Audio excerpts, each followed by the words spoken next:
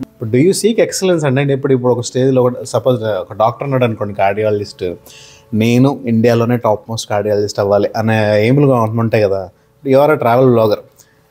నేను ఇంట్రెస్టింగ్గా మామూలుగా మీరు పెట్టగానే ఎవరు అసలు వరల్డ్లో టాప్ వ్లాగర్స్ మీరు చేసే ఇలాంటి దాంట్లో అని చూస్తే తెలుగు వాళ్ళ పేర్లు కనబడ్డాయి.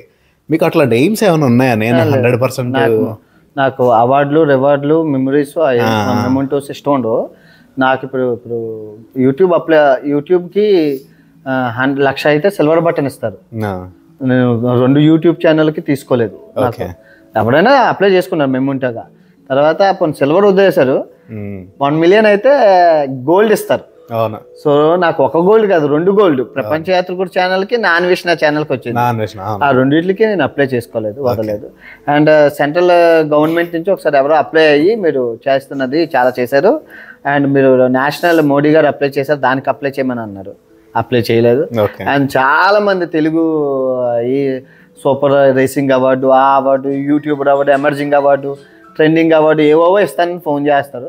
నాకు ఏ అవార్డు వద్దు, నేను ప్రశాంతంగా, నాకు పీస్ అంటే ఇష్టం. ఏంటంటారు యాక్చువల్లీ స్కామ్లా లేదంటే ఏంటి? వాళ్ళు స్కామ్ అని కాదు, నువ్వు వాళ్ళు ఎందుకు అలా అంటే నీ గురించి నీకు తెలిసి నీకు ఏది ఇంపార్టెంటో నువ్వు తెలుసుకుంటే అది హ్యాపీ. నేను సింపుల్ లాజిక్, వీధి కుక్క నా జీవితం అలా ఉండాలనుకుంటాను. ఎందుకంటే నువ్వు ఇంట్లో కుక్కకి నువ్వు పెడిగ్రీ లేసి పెట్టు, దానికి కడుపులో వానపాములు ఉంటాయి, దానికి తీసుకెళ్ళి నువ్వు హాస్పిటల్లో తీసుకెళ్ళాలి.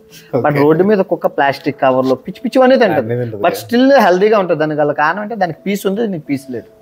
సో నేను అలా స్ట్రీట్ డాగ్ టైప్. నాది కూర అలాగే ఉంటుంది. నాకు ఏ హెల్త్ ఇష్యూస్ ఏం లేవు, హ్యాపీ లైఫ్. సో వన్స్ నువ్వు పబ్లిక్ సెక్టర్లోకి వెళ్ళిపోయావంటే చాలా ప్రాబ్లం ఉంటాయి. హెల్త్ ఇష్యూస్, తలనొప్పులు, అవార్డులు, మెమెంటోలు, ఇవన్నీ నాకు తెలుసు. ఎవరెస్ట్ శిఖరం మీద నువ్వు ఎన్ని రోజులు నిలబడలేవు, బట్ స్టిల్ నేను నిలబడే ఉన్నాను. ఇంకా నన్ను ఎవరైనా దించేస్తే నన్ను ఏం చేయలేము. అది మీకు ఆ ఇన్సెక్యూరిటీ లేనప్పుడు ఎవరు మిమ్మల్ని ఏం చేయలేరు. That is what I get at the end of the day.